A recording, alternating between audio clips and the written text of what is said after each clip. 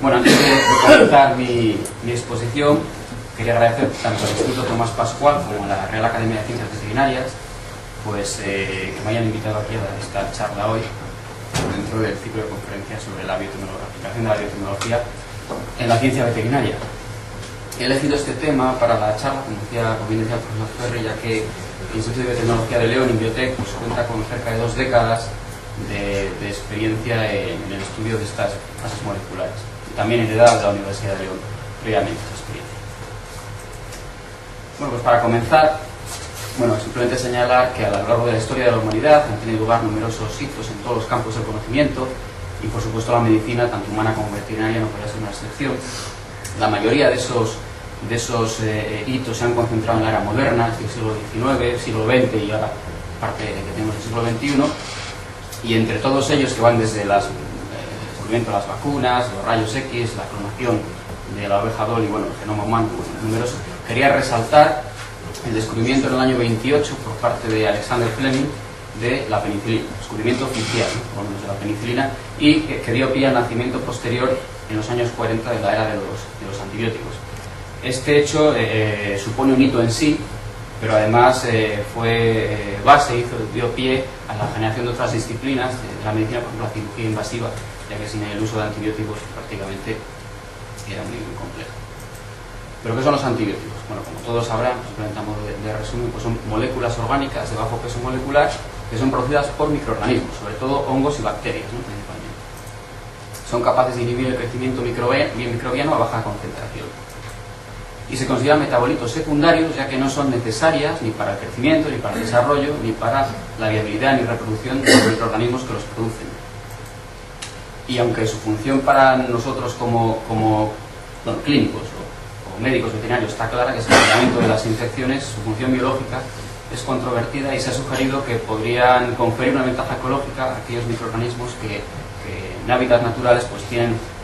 impedimentos, la fuente de nutrientes está limitada. Les confiere una ventaja frente a otros en cuanto a la competición por los nutrientes.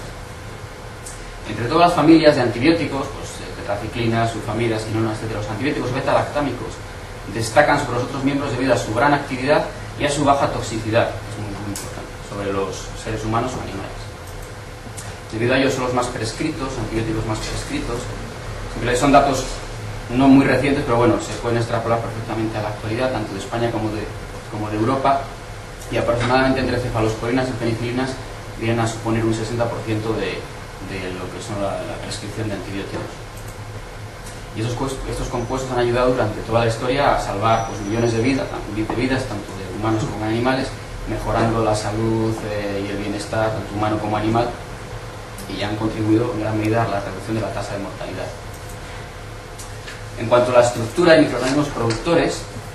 pues no voy a incidir demasiado en esto, pero como característica principal está el anillo beta-lactámico, es un anillo de 4 miembros, cerrado por un enlace amida, y la mayoría hay varias familias, penicilinas, cefalosporinas, clavamas, carbapenemes, monolactamas, que engloban las nocaricinas y las monobactamas, y a excepción de estas monolactamas, todos ellos tienen un sistema bicíclico, es decir, el anillo beta-lactámico fusiona en un segundo anillo. En el caso de las penicilinas, el anillo es tiazolidínico, y en el caso de las cefalosporinas, un anillo dihidrotiacínico.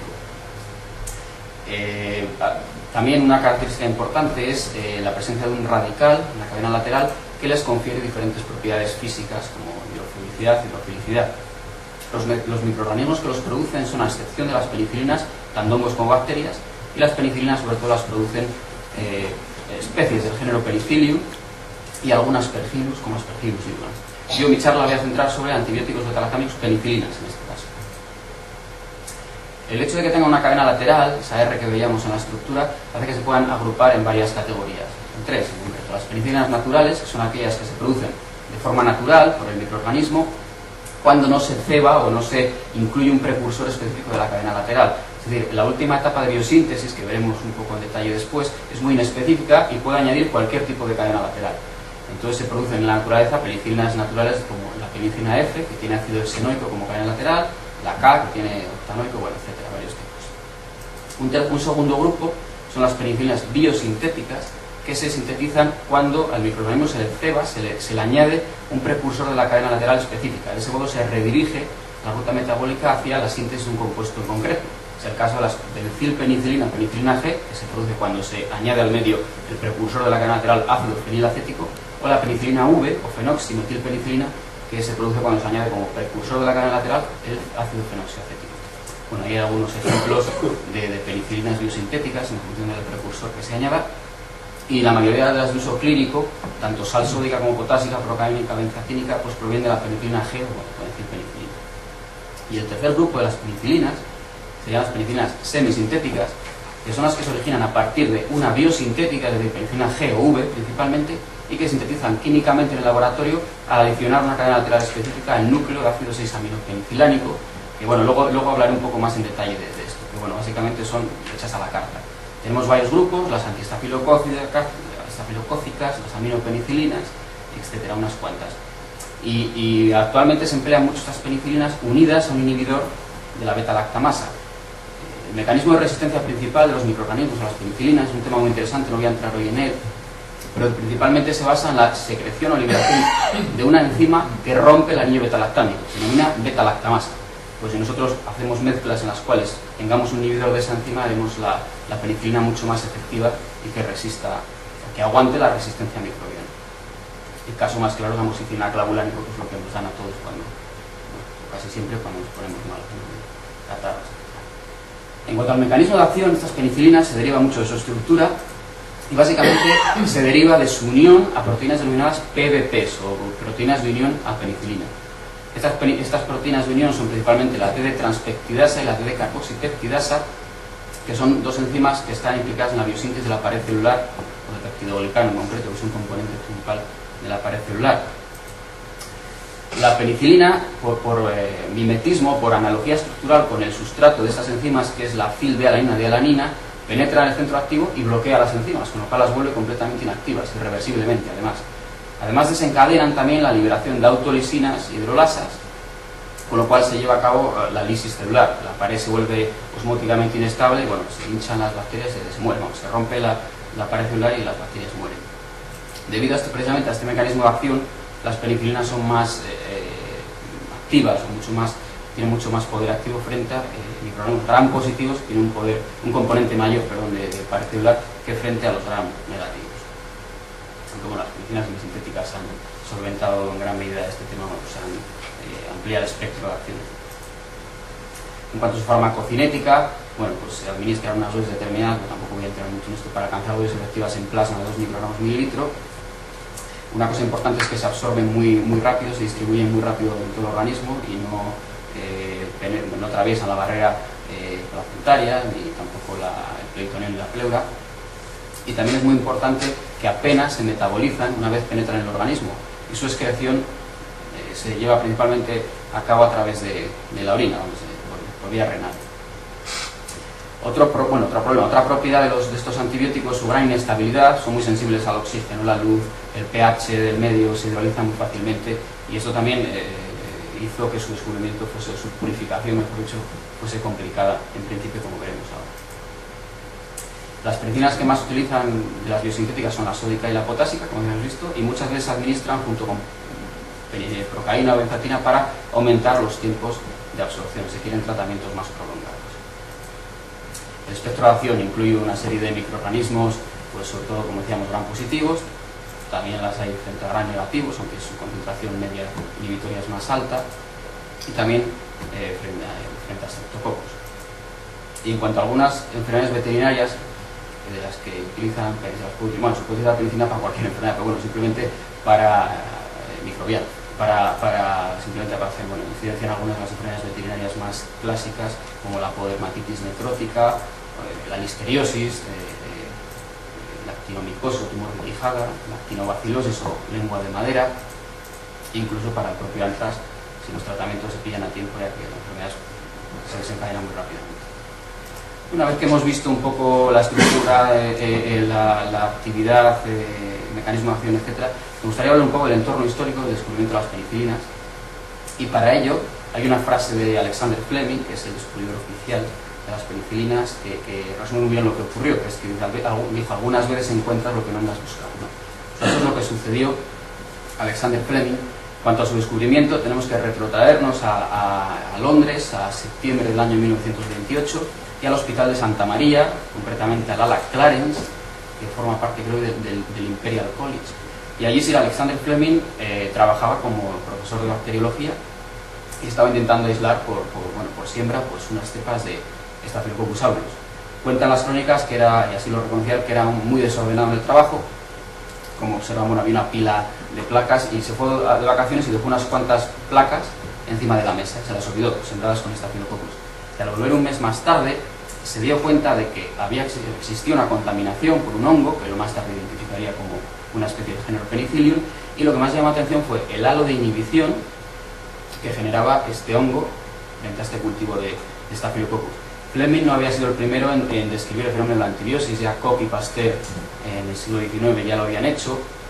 incluso tampoco fue el primero en definir el fenómeno de antagonismo que existía entre una bacteria y un hongo. Pues, por ejemplo, también en ese siglo XIX tanto André Gracia como Chesney habían también descrito incluso la propia penicilina, pero el problema es que nunca la habían purificado, ese fue el gran problema. Entonces, inicialmente Fleming lo que hizo es identificar el hongo y lo identificó mal, lo identificó como Penicillium rubrum, luego posteriormente se vería que no era Penicillium rubrum, que bueno, era una especie del género Penicillium, y sobre todo lo que hizo de una forma más importante fue purificar el antibiótico responsable de este efecto, y algo que denominó penicilina por proceder de penicillium. El problema que tuvo Fleming es que Penicillium rubrum o notatum, que era el que realmente el hongo que era, producía muy poca penicilina, y aparte de por esas propiedades físicas, según visto anteriormente, de que se degrada con mirarla prácticamente, pues no pudo iniciar estudios clínicos. Lo que hizo Fleming fue publicar su hallazgo en el año 29 en la revista British Journal of Experimental Pathology, y la verdad es que pasó sin pena ni gloria el descubrimiento, poca gente lo hizo caso y quedó reducido prácticamente a una mera observación. Pocos estudios se llevaron a cabo en los siguientes 10 años, desde el descubrimiento de la penicilina, y el más importante es el de Clutterbuck en el año 32, que identificó correctamente el microorganismo productor, Penicillium notatum, y bueno, se cerró una especie de ciclo en cuanto al descubrimiento de hongo y antibiótico. Son, bueno, simplemente muestro figuras o fotografías de microscopía electrónica de barrido de una hifa de micelio, más bien, de Penicillium notatum. Están los condióforos y las esporas, y esta es la forma que tendría el crecimiento en placa, ¿no? Con las esporas de color verde, aunque bueno, varía en función del medio que se utilice la coloración. Pues tampoco tenía mucho futuro este tema, en principio, como digo, pasó sin pena ni gloria, y si no llega a haber sido por un equipo de científicos de Sir William Dam School of Pathology de la Universidad de Oxford, encabezado por Florey, Chain y Hitley, que bueno, retomaron los estudios de Fleming, y todo ello fue favorecido por el marco histórico en el que se estaba desarrollando esto. Esto era finales de los 30, casi los años 40, en plena Segunda Guerra Mundial, ¿no? Era necesario agentes antimicrobianos y bueno, pues se recurrió un poco a lo que ya había. En el año 40 se empleó con éxito este antibiótico para curar infecciones en ratones y se llevó a cabo el primer ensayo clínico en seres humanos. Debido precisamente a la guerra, Florey y Hitley se trasladaron a Estados Unidos, a Peoria, en Illinois, donde estaba situado un laboratorio del Departamento de Agricultura americano, el NRRL, el Northern Regional Research Laboratory de Peoria, y hablaron con ellos y con varias compañías farmacéuticas americanas, entre ellas Pfizer & Co., Smith & Sons y Merck & Co., entre otras, para que produjesen penicilina de una forma masiva. Durante esta época los costes de una unidad de penicilina eran inimaginables comprarlo, ¿no? Ya que no había todavía producción masiva. Pues gracias a Dios les convencieron y empezó el estudio de la penicilina un poco ya en cuanto a producción más a gran escala. De hecho, en agosto del 41, Abraham y colaboradores describieron en detalle las condiciones ideales para la producción a gran escala de penicilina. Hitley permaneció una temporada en este laboratorio, en NRRL de la USDA, porque no se había llevado las cepas de Inglaterra, con lo cual necesitaban el aislamiento de nuevas cepas de más producción, porque Penicillium notatum producía poquísimo. Entonces, en este lugar, en este sitio, en Peoria, en Illinois, tuvo lugar el aislamiento y selección de nuevas cepas. De hecho, también cuentan las crónicas que, debido a la guerra, les llegaban muestras de tierra de muchos lugares del mundo para el aislamiento de hongos, y sobre todo hongos para la producción masiva de antibióticos. Y lo tenían en su casa, lo estaban buscando muchos sitios, bueno, pues lo tenían en casa. Y también cuentan que una persona contratada al cargo del NRRL, un técnico de laboratorio, fue a comprar fruta al mercado y entre ellos vi un melón enmohecido, un cantalupe, estos melones redonditos, y se lo llevó. Entonces aislaron de ahí el futuro productor industrial de penicilina, que es Penicillium chrysochlum, con lo cual pues les tocó la lotería porque andaban buscándolo por muchos sitios del mundo y lo tenían en su casa, ¿no? Entonces, bueno, pues se llevó a cabo la selección del hongo futuro que se emplearía como productor industrial de penicilina. La tremenda colaboración que existió entre la comunidad científica e industrial, tanto de Inglaterra como de Estados Unidos, durante la guerra, pues dieron como fruto el desarrollo de ensayos clínicos a gran escala, sobre todo de la gente herida en batalla. Había muchos voluntarios, entre comillas, de todos los heridos de guerra, y sobre todo ya al final casi de la guerra, bueno, a mediados del 42 y 43, pudieron llevarse a cabo grandes estudios a gran escala, ¿sí? Ensayos clínicos a gran escala. Pues el colofón de toda esta historia pues finalizó con la concesión del Premio Nobel de Medicina en el año 45, tanto a Fleming como a Boris como a Chin como a Florey, por el descubrimiento de la penicilina y la caracterización y desarrollo de un método de producción masiva. Aquí los costes de la penicilina todavía eran altos, pero bueno, ya conforme se iba produciendo masivamente, ya iban reduciéndose. Y finalmente, en el año 46, la penicilina estuvo disponible en el mercado abierto.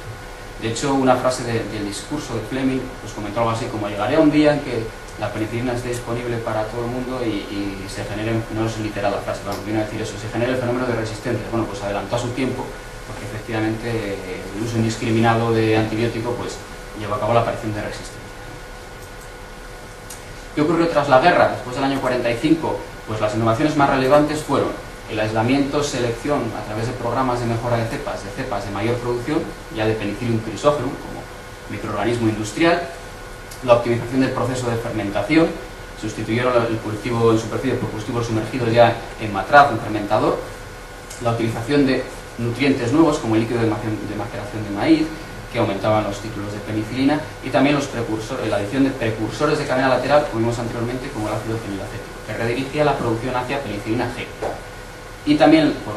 paralelamente, la industria fue mejorando sus procesos y se introdujeron mejoras como la ingeniería de aireación y mezclado de fermentadores.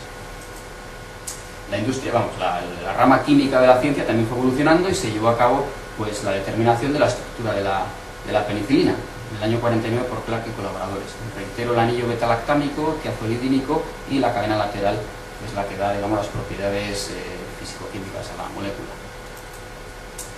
Otro de los grandes hitos en el campo de las penicilinas fue el descubrimiento y aislamiento del ácido 6-aminopenifilánico, que es el núcleo que se emplea para la biosíntesis de penicilinas semisintéticas a partir de fermentación. Esto ya fue a finales de los 50 y supuso un poco el comienzo de la era de las penicilinas semisintéticas. Como ven en la estructura, bueno, es el anillo beta-lactámico, tiazolidínico, y bueno, aquí se le añadiría la cadena lateral mediante síntesis química que a uno le diese la gana, por decirlo así, para producir unas propiedades determinadas. En cuanto a las penicilinas y la veterinaria, bueno, pues se vinieron a utilizar prácticamente desde los años 50, así desde el principio, pero se empezaron a añadir como aditivos al pienso, ya que se veía que mejoraba mucho la tasa de engorde y reducía mucho la mortalidad y morbilidad. Y bueno, sabemos que está prohibido y también desencadena el fenómeno de resistencias. Y de hecho, bueno, la amoxicilina se describió en el año 76 como una penicilina exclusiva de su veterinario, ¿no? Bueno, o sea, para ver también eso que decía el profesor Ferri del camino paralelo entre medicina y veterinaria. Desde el principio hubo un objetivo muy claro por parte de la industria, ¿no? Que era aumento de rendimiento, y eso conllevaba la disminución de productos no deseables y la generación de nuevos productos. Todo ello se basó en los pilares de la industria a través de los programas industriales de mejora de cepas, y para ello tuvieron que sentarse una serie de bases de conocimiento para llevar a cabo este objetivo. Esas bases incluían el conocimiento de enzimas y genes de la ruta biosintética, conocimiento de procesos reguladores, conocimiento de la localización enzimática de las enzimas, conocimiento de procesos de transporte y más recientemente ya, más cerca del siglo XXI ya que del XX, pues la era de las ómicas, ¿no? Con la genómica, la transcriptómica, la propia ingeniería genética, proteómica y metabolomica. Voy a hablar un poquito de cada una de estas cosas. En cuanto al conocimiento de los genes y la ruta biosintética, se conoció pronto, en los años 70, 80, 90, que los precursores de la penicilina eran 3 aminoácidos. Uno de ellos era no proteinogénico,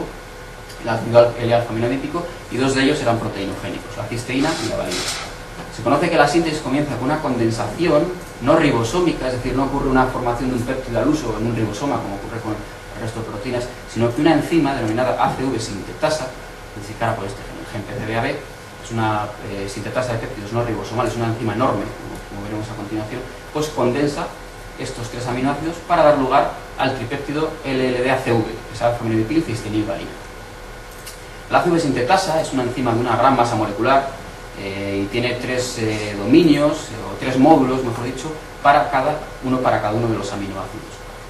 Cada uno de los módulos tiene un dominio y lo que hace básicamente la enzima es activa el aminoácido que va a entrar, lo une a un brazo de fosfopantoténico, que es lo que activa la enzima, como veremos a continuación, y el mecanismo de síntesis es muy parecido al de los ácidos grasos sintetases, es decir, hay una especie como de balanceo, el brazo de fosfopantotina se mueve, condensa un nucleótido con él, o digo un aminoácido con el otro, perdón, y al final se obtiene el tripéptido aún unido a la ACV sintetasa. Al final de la enzima existe un dominio de primerización que transforma la valina, la L-valina en D-valina, y un dominio tioesterasa que rompe el tripéptido unido a la proteína y lo libera. Esta enzima, como acabo de comentar, se sintetiza de una forma inactiva y se tiene que activar tras la adición de ese brazo de fosfopantoteína. Esta enzima que hace esta activación se denomina fosfopantoteína transferasa. Pues bien, en la siguiente etapa de la ruta, el tripéptido se cicla para la constitución de la isopenicilina N, que es la primera molécula bioactiva ya de la etapa de la síntesis de penicilinas. Como veis, este ya tiene el anillo beta-lactámico, tiazolidínico y una cadena lateral de alfa-aminoadípico. La enzima que lleva a cabo esta ciclación se denomina isopenicilina N sintasa o ciclasa, codificada por el gen PCBC. Esta enzima requiere oxígeno, elimina 4 átomos de hidrógeno y requiere únicamente como sustrato el monómero. El tripéptido ACV se oxida muy fácilmente. Con los caldos de cultivo rápidamente forma un dímero en forma de bis ACV que tiene que reducirse para que pueda ser sustrato. Otra de las enzimas auxiliares de este complejo es la tiorredoxina reductasa, que vuelve el dímero a monómero. Y en la última etapa de biosíntesis se lleva a cabo la eliminación de la cadena lateral, alfa-aminodípico, y la adición de una cadena lateral acilo-aromática que previamente tiene que estar activada en forma de coenzima. Esta etapa, por decirlo así, puede llevarse a cabo en 2 pasos, uno de ellos de una forma directa, es decir, la eliminación y la adición de la cadena lateral previamente activada, o bien a través de la formación del núcleo de 6-APA, es decir, se rompe la cadena lateral alfa-aminodípico, se queda el núcleo de 6-APA, que es lo que se detectó en los caldos de cultivo en los años 60 y que luego ha servido de base para la biosíntesis de penicilinas semisintéticas, y después se adiciona una cadena lateral acilo-aromática. En el caso de la bencilpenicilina será fenilacetil activado como coenzima. La enzima que lleva a cabo esta etapa se denomina isopenicilina N-aciltransferasa, o IAT, codificada por el gen PEND, y la enzima que activa la cadena lateral es una coenzima ligasa, que sabe que hay 3, por lo menos en Penicillium crisógeno, que son los que activan esta cadena. Lo curioso de la aciltransferasa, es decir, la que sustituye la cadena lateral, es que es una enzima que también se utiliza de forma inactiva como una preproteína y que sufre un procesamiento autocatalítico dando lugar a 2 unidades. Es decir, la forma activa es un heterodímero formado por las 2 unidades, la beta y la alfa. Tiene, como curiosidad, también tiene una señal de localización peroxisomal, que ahora veremos un poco más en detalle eso, al igual que lo tiene también la que activa la cadena lateral, la cual ligasa también tiene una señal peroxisomal en su extremo carboxilo terminal y se ha sugerido que puedan actuar como un metabolón conjunto. Respecto a esta situación peroxisomal, también se conoció a lo largo de los 90 y también del año 2000, los años 2000, que la ruta biosintética estaba compartimentalizada entre el citosol y los peroxisomas o microcuerpos. De hecho, bueno, ya anteriormente, el año 2002, había sugerido la posible localización, pero hasta que no se emplearon estudios de inmunocitoquímica unidos a microscopía electrónica de transmisión, como es el caso de la fotografía, no sé, bueno, que se vean los puntitos, ¿vale? Esto es un corte transversal de una hifa y, como se ven, estos puntitos representan la proteína ACV sintetasa a la que se han unido anticuerpos marcados con oro que al incidir el láser del microscopio electrónico, pues bueno, dan esta señal de referencia. Entonces se vio que está localizada en citosol, al igual que la segunda enzima de la ruta, la IPN sintasa, que también se ve por estos puntitos, y también se vio, sin embargo, que la aciltransferasa, es decir, la última enzima de la ruta, estaba circunscrita o localizada, como se ve perfectamente aquí, en unos orgánulos denominados peroxisomas o microcuerpos. Esto, pues lo que originó fue la postulación de la teoría de la compartimentalización de la biosíntesis de penicilina, en la cual los 2 primeros compuestos o intermediarios de la ruta, que era el tripéptido activo como la isopenicilina N, que ya es bioactiva per se llevaría a cabo en el citosol, y la isopenicilina tendría que entrar en el peroxisoma, en este orgánulo redondeado que veíamos en la foto, donde estaría la última enzima de la ruta, que eliminaría la cadena lateral alfa-aminodípico y añadiría la cadena lateral acil aromática, previamente activada también por la ligasa que estaría en el peroxisoma. Posteriormente la penicilina tendría que librarse al medio de cultivo. Pues esta teoría de la compartimentalización pues implicaba que tanto precursores como sustratos como enzimas tendrían que atravesar diferentes orgánulos y también bueno, pues, conllevaba la presencia de diferentes transportadores. La secreción de penicilina en el exterior es algo que aún no se conoce en detalle, ya que no se ha descrito ni localizado el transportador específico de penicilina, y se ha sugerido que o bien puede ser por un mecanismo de difusión pasiva o a través de un transportador específico, o bien mediante la fusión de peroxisomas a la pared y la posterior liberación de la penicilina, o bien mediante todo, tampoco se puede descartar. En cuanto a los genes biosintéticos, también se conocieron por los años 90 y bueno, se vio rápidamente que existían 3 genes, cada uno codificado por una enzima: el PCBAB para la enzima, el PCBC para la segunda y el PND para la tercera. El gen PCBAB y PCBC se encontraban divergentes en el genoma y compartían un promotor bidireccional común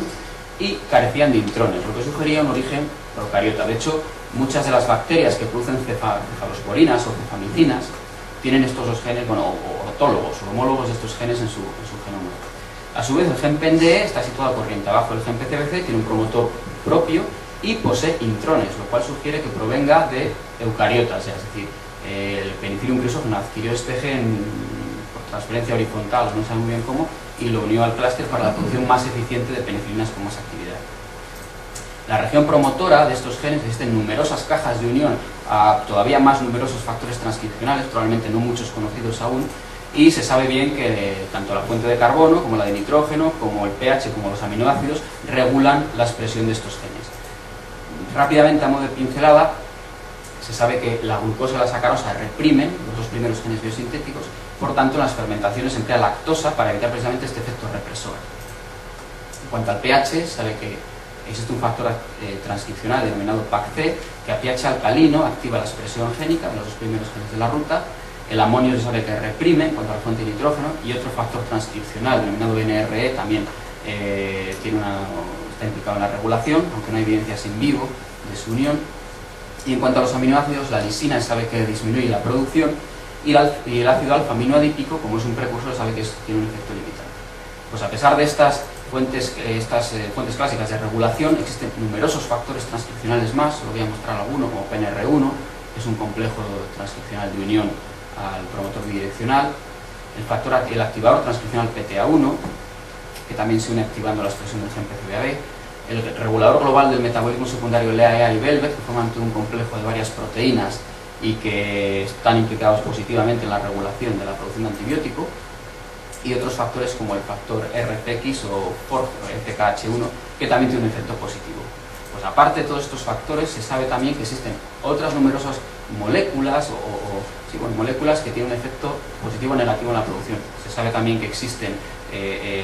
señales de transducción, inductores de la producción de tipo poliamínico, etc. Esto todo nos lleva a pensar el complejo entramado de procesos reguladores que controlan la producción de penicilina. En cuanto a la biotecnología y la penicilina, ese objetivo que veíamos antes, que se marcó rápidamente tanto la industria como la academia, que era el aumento del rendimiento de los títulos, disminuyendo los subproductos y aumentándola o generando nuevos productos, pues utilizó la biotecnología para llevar a cabo, para conseguir este objetivo.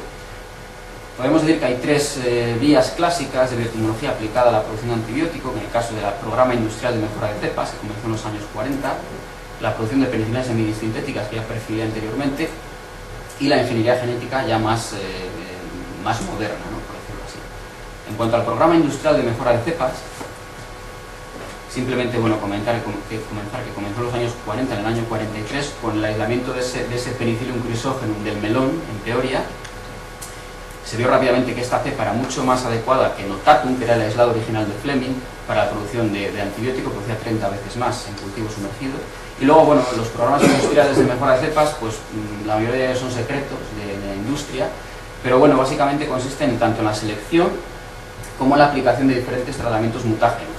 tanto físicos como rayos X, ultravioletas, como químicos a través de las mostazas nitrogenadas,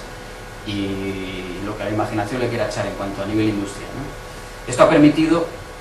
que se alcancen títulos tan altos como 50.000 y más probablemente en la industria, microgramos por mililitro, que supone 1000 veces más que la aislada original del melón y más de 10.000 veces más que la aislada original de Fleming. Esto da pie a pensar la gran versatilidad que ha tenido Penicillium chrysophyllum como productor, como compañero de viaje de la industria y también de la academia, y la buena selección que tuvo la técnico de laboratorio a la hora de elegir esta cepa, ¿no? Simplemente mencionar del programa industrial de mejora de cepas, uno de los grandes hitos que se consiguieron, aparte de la mejora de la producción, fue la eliminación de la secreción de pigmentos por parte de Penicillium chrysophyllum, ya que se copurificaba la penicilina junto con un pigmento de coloración amarillo que encarecía los costes de extracción y disminuía también los rendimientos a la hora de tener que pasar por columnas de purificación. Al azar se consiguió esta mutación que no producía coloración en la secreción, y aunque bajaron los títulos, luego se adoptó por parte de la industria y de la academia como cepa ya de referencia. Y mencionar pues la cepa Wisconsin 54, ya que es la de referencia para el laboratorio, la que se emplea normalmente en el laboratorio, es la que se empleó también como base para el proyecto Genoma y Proteoma, y es la madre, el ancestro, mejor dicho, de muchas de las cepas actuales que se utilizan industrialmente para la producción. También quiero mencionar, aparte de esta, la ASP78, porque bueno, fue una de las que se hicieron en casa en antibióticos, que está en León, que como saben es una de las que ahora ya no se utiliza porque ya tienen otras muchas mejores, pero fue durante mucho tiempo la cepa que tenían ellos para producir penicilina, y que se usa también en investigación para el caso en el laboratorio nuestro. Aparte de la Universidad de Wisconsin, que fue la que comenzó un poco a llevar a cabo estos programas de mejora de cepas,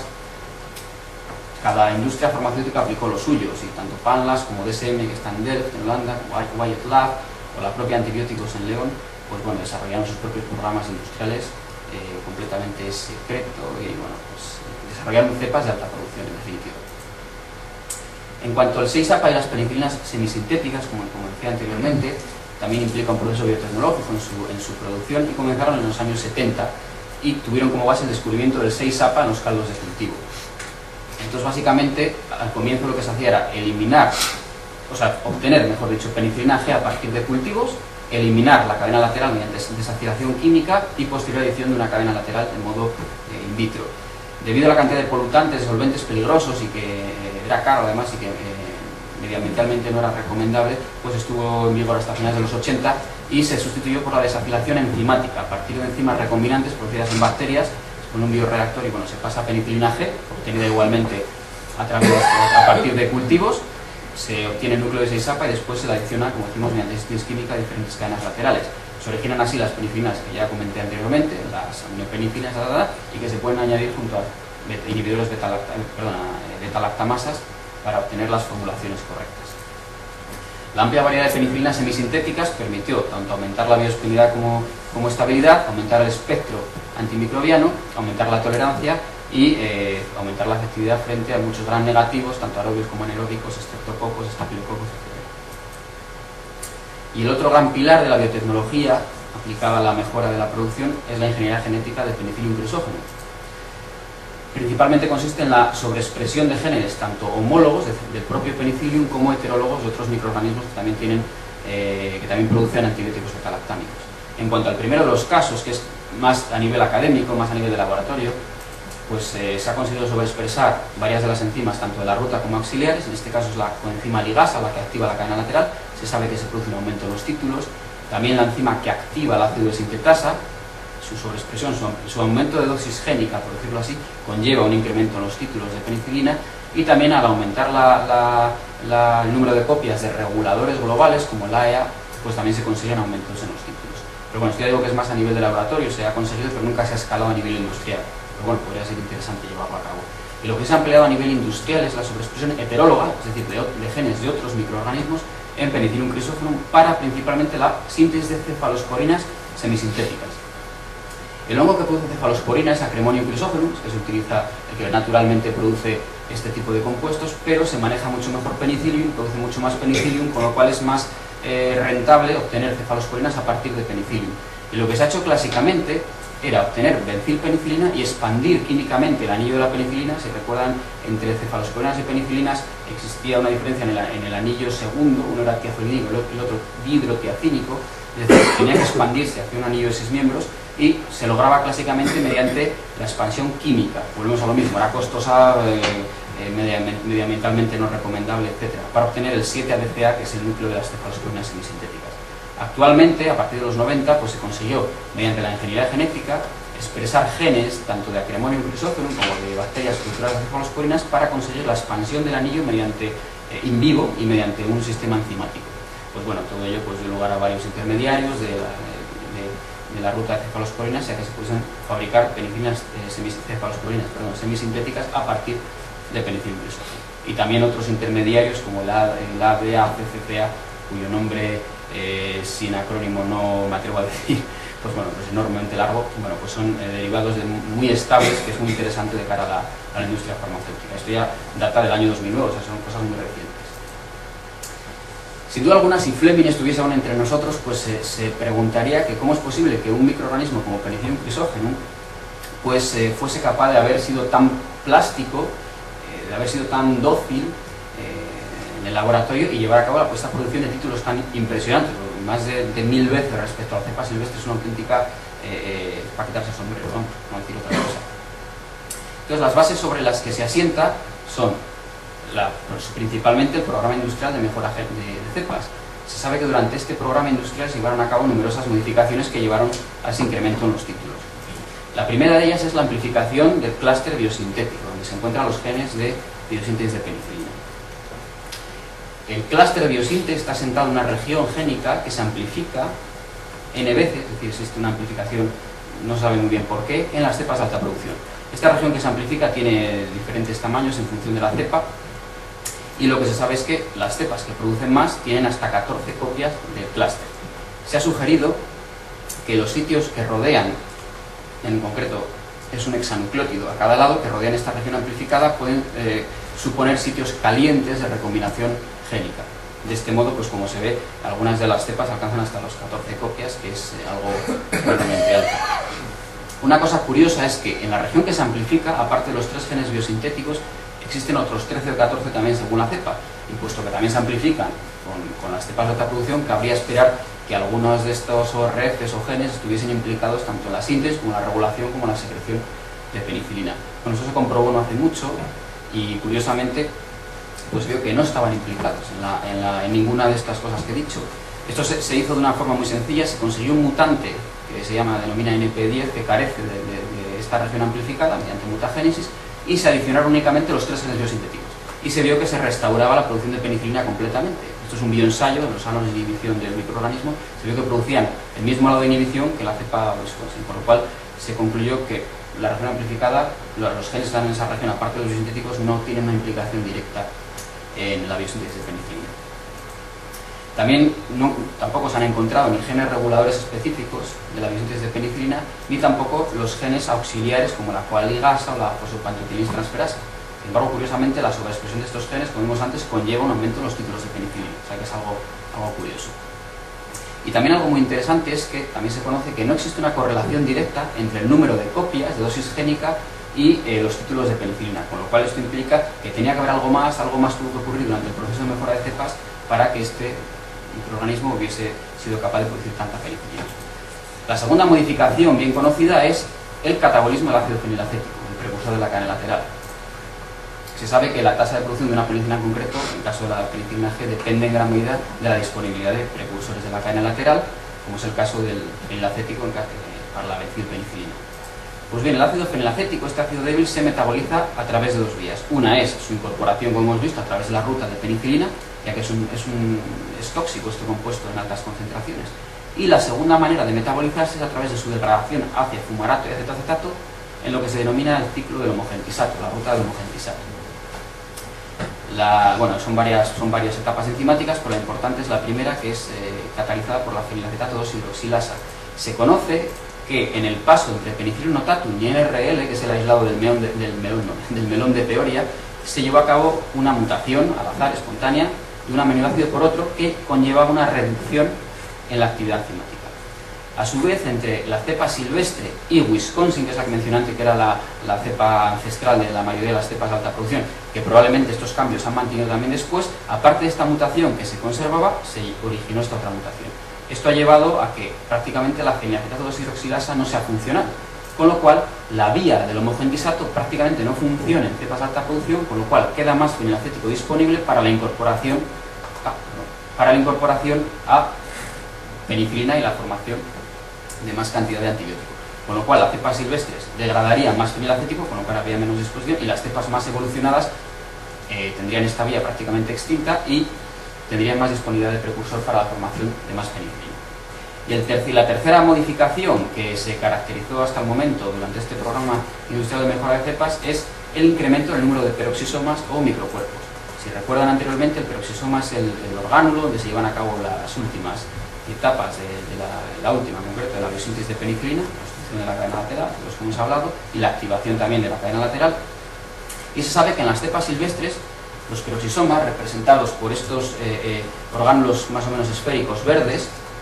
bueno, verdes es porque se ha llevado a cabo una transformación de una proteína que va dirigida aquí fluorescente y nos da fluorescencia en el microscopio confocal, y sin embargo en las cepas de alta producción vemos que está muy aumentado este número de peroxisomas, con lo cual tendría más minifactorías celulares para la producción de penicilina. A pesar de que esto se caracterizó bastante bien hasta prácticamente hace 3-4 años, hasta que no se llevó a cabo el proyecto Genoma Humano, pero el proyecto Genoma de Penicillium crisógenum, no se desveló realmente los secretos que se encontraban detrás de estos incrementos en la producción. Bueno, aparte,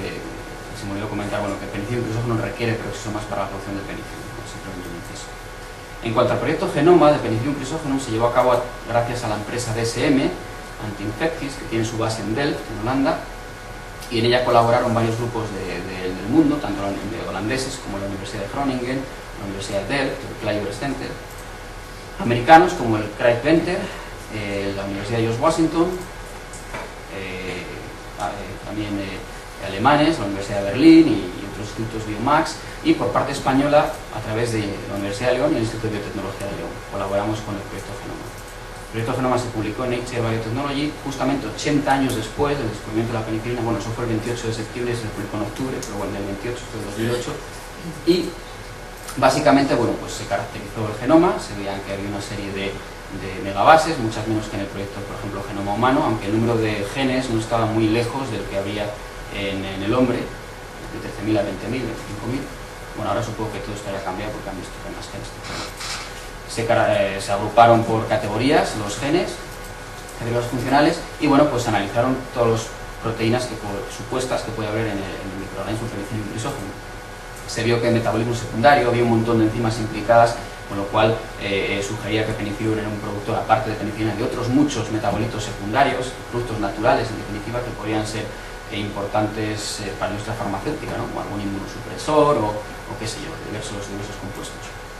Y en cuanto al transporte, aunque no se ha identificado, como decía antes, el transportador específico de penicilina, pues había numerosos genes implicados en transportadores de todos tipos, ABC, MSF, etc. En cuanto a lo que se vio de diferencias entre la cepa del proyecto Genoma, que era Wisconsin 54, y la silvestre, es que se había introducido una mutación en uno de los genes que codificaba un homólogo de una cefalosporina esterasa, es decir, un gen que podría estar implicado en la degradación de productos beta-lactámicos y era una degradación no deseada, con lo cual pues habría sido una mejora en Wisconsin respecto a los ancestros, y también había habido una mutación en un transportador de tipo ABC que también podría implicar diferencias en las capacidades de transporte. Pero más interesante que el proyecto de genómica fue el proyecto transcriptómica, que se publicó junto con el de genómica, y utilizaron dos cepas, la cepa Wisconsin y una de alta producción, y compararon qué ocurría qué había ocurrido entre una y otra a nivel de expresión génica. Se encontró expresión diferencial de nada menos de los 1.470 genes de los 13.000 que tenía, y se agruparon también en diferentes categorías que incluían crecimiento y metabolismo, precursores de penicilina, biosíntesis de penicilina, etc. Voy a resumir los más importantes, y es que se vio que aumentaba la transcripción de genes implicados en la biosíntesis de los aminoácidos precursores, es decir, valina, cisteína y ácido alfa-aminolípico, también de los genes que codificaban proteínas de los microcuerpos, que son aquellos donde se lleva a cabo la última etapa, de algunos transportadores también. Y en cuanto a los genes biosintéticos, curiosamente, a pesar de que estas cepas tenían 10, 15, 20 copias del clúster génico, solamente los genes estaban entre 2 y 4 veces sobreexpresados, con lo cual fue algo que llamó mucho la atención. Y esto, de nuevo, confirmaba que aparte de la amplificación del clúster, pues eran otros numerosas modificaciones las que habían sido responsables de los incrementos en la producción de antibióticos. Más recientemente, un año y algo después de la publicación del genoma, se llevó a cabo el estudio de proteómica y metabolómica, ya fue llevado íntegramente a cabo en el Instituto de Biotecnología de León, y bueno, pues se decidió hacer de esta forma porque era el mejor método para evaluar la expresión, el resultado final de la expresión génica. Se llevó a cabo mediante electroforesis bidimensional, que estaba puesta a punto y permitió un análisis comparativo entre cepas. Inbiotec poseía un espectrómetro de masas de tipo MALDI-TOF-TOF, y aparte, bueno, esta técnica se había empleado ya con éxito en otros humanos. Este proyecto de proteómica se publicó en la revista Molecular Cellular Proteomics, justamente un año y algo después de salir el genoma, y aparte de hacer un mapa de referencia de Penicillium crisógeno, donde se quería analizar qué porcentaje de proteínas de las supuestamente codificadas por los genes del genoma estaban representadas en un gel bidimensional, vimos que era aproximadamente un 10%, pues nos permitía hacer los estudios comparativos entre cepas de baja y alta producción. También agrupamos las proteínas en categorías funcionales, y en cuanto a las proteínas de la biosíntesis de penicilina, encontramos la S-penicilina sintasa, la segunda de la enzima en la mancha o spot, 427, y la subunidad beta de la aciltransferasa en el spot 647, es decir, las habíamos encontrado, y el único problema es que no encontramos la primera de la ruta debido a su masa molecular, ya que se salía del rango dinámico del gen. Pero más interesante también que la descripción de un mapa de referencia fue el análisis comparativo a nivel proteómico entre tres cepas que elegimos representativas del proceso de mejora de cepas. La silvestre aislada del melón, NRL 1951, la cepa parental para el proyecto Genoma y para que se utiliza de referencia en el laboratorio, que ya supone una mejoría respecto al anterior, que era la Wisconsin 54, y la cepa de alta producción de antibióticos, de antibióticos SA en León, que era la SP78. Pues bien, en el primero de los estudios comparativos, es decir, silvestre versus Wisconsin 54, bueno, pues se vio que existían una serie de spots que incluían proteínas sobrerepresentadas, tanto uno como en otro, y del mismo modo se llevó a cabo el estudio entre Wisconsin y ASP, que también se vio que existía una serie de proteínas diferencialmente representadas en uno y en otro. No voy a listar las proteínas, pero sí voy a hacer un resumen de lo que se encontró y se caracterizó. Se agruparon las diferencias principalmente en metabolismo y energía, ya en un proceso de metabolómica, de análisis de procesos de metabolismo primario, metabolismo de precursores de penicilina, producción de pigmentos y otros metabolitos secundarios, mecanismos de virulencia y respuestas al estrés oxidativo, que se ha visto que es algo muy importante que le ocurre a los microorganismos cuando les excresas, les fuerzas a producir en un tanque pues cantidades industriales de penicilina o de cualquier otro compuesto. Para lo que es la caracterización de estas diferencias, esto pretenden ser tres cortes transversales, por supuesto un esquema de las hifas pertenecientes a la cepa silvestre del melón, a la cepa mejorada Wisconsin y a la cepa aún más mejorada ASP78. La primera diferencia la encontramos, ya sabía hace tiempo, que era el número de copias que tenían del clúster génico. En el caso de la ASP estaba entre 5 y 6, por una frente a una que tenían tanto la silvestre como la Wisconsin. Bien, en cuanto a metabolismo y energía, se observó que la cepa silvestre tenía más capacidad de degradar, esto todos son resultados extraídos de proteómica, tenía más capacidad para degradar fuentes de carbono más complejas, y esto más complejas como celulosa, sorbitol, etc. Y esto cuadraba un poco con los medios que se utilizaban o las superficies o los medios donde crecían estos microorganismos, ya que se había sustituido el crecimiento en frutas o verduras de las cepas silvestres por cultivos sumergidos que tenían fuentes de carbono de mucha más fácil asimilación, como es la lactosa o la glucosa, en fin. También se observó que las cepas, conforme aumentaba en el proceso de mejora de cepas la producción, aumentaba también la capacidad de estas células para producir energía, por supuesto derivada hacia la formación de antibiótico. Esto se vio porque se vieron aumentadas la expresión de varias enzimas de la ruta, tanto de la glicólisis como del ciclo de Krebs. También se vio que una peculiaridad de las cepas de más alta producción, como era la SP78, tenían aumentado el ciclo de las pentosas fosfato, que básicamente el principal resultado es la producción de poder reductor en forma de DNA de pH, que es muy importante para la biosíntesis de uno de los aminoácidos precursores, como la cisteína, y para el estrés oxidativo, como veremos dentro de un poquitín. Bueno, pues el aumento de NPH que iba encaminado por estas dos vías. En cuanto a la biosíntesis de los precursores de penicilina, disminuía el catabolismo de los aminoácidos precursores conforme se iba aumentando el programa de mejora de cepas, aumentaba la biosíntesis también de precursores, como era la cisteína en las cepas de alta producción a través de dos de las enzimas de biosíntesis de cisteína, y también disminuía la producción de una beta-lactamasa en las cepas de más alta producción, que podría también ser responsable del incremento en los títulos de estas cepas. Otra cosa que también se encontró interesante es que disminuían en gran medida las proteínas responsables de diferentes rutas metabólicas de metabolismo secundarios, de formación de pigmentos, otros compuestos no deseables para la producción de antibiótico. Bueno, están listadas algunas de las enzimas que podían participar en estas etapas, y también disminuían los mecanismos de virulencia. Como digo anteriormente, esto también cuadraba muy bien con el hábitat natural de estas cepas. Bueno, natural o artificial, en el caso de las altas producciones. Las naturales crecen sobre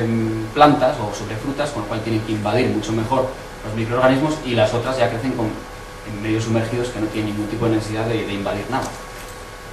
Y están listadas algunas de las proteínas interesantes. Y otra de las cosas que se vio muy interesantes es que un número importante de proteínas relacionadas con el estrés oxidativo, la defensa del estrés oxidativo, como la glutatiónise transferasa o la glutatión reductasa, la quinona oxidorreductasa, aumentaba mucho en las cepas de alta producción. Y eso se ha visto que es un mecanismo de defensa que tienen muchos microorganismos frente al estrés al que se ven sometidos a la hora de producir cantidades ingentes industriales de metabolitos secundarios, en este caso de penicilina. Y ya como conclusión, como resumen de la ponencia, pues se conoce ahora mismo, ya con todos estos datos de transcriptómica, genómica, proteómica, etcétera, que el incremento en la producción de penicilina a lo largo de los programas industriales de mejora de cepas ha sido una consecuencia de una compleja reorganización, no solo de una ruta metabólica, sino de un montón de ellas, y se ha conseguido un rebalance, un reequilibrio entre todas estas rutas para que el microorganismo sea viable y sea capaz de producir tal cantidad de antibiótico. Además hay que quitarse el sombrero frente al Penicillium chrysogenum por la capacidad de ser domesticado y de ser capaz de producir tal cantidad de antibiótico, estos títulos tan impresionantes. Y bueno, simplemente como resumen, ¿cuáles son las bases moleculares del incremento en la producción de antibióticos? Pues el aumento de la síntesis de precursores, aminoácidos también, aumento de la dosis génica, aunque no es la única responsable, ha tenido que ver, transcripción de los genes biosintéticos, aumento del número de microcuerpos o peroxisomas y transportadores, disminución del catabolismo del precursor de la cadena lateral, con lo cual tendría más disponible para la conversión en penicilina G, el aumento del suplemento de poder reductor necesario tanto para el estrés oxidativo como para la biosíntesis de aminoácidos precursores, incremento en la adaptación al estrés oxidativo, algo muy importante, el empleo de fuentes de carbono de fácil uso y mayor producción energética, y reducción de flujos metabólicos, tanto de otras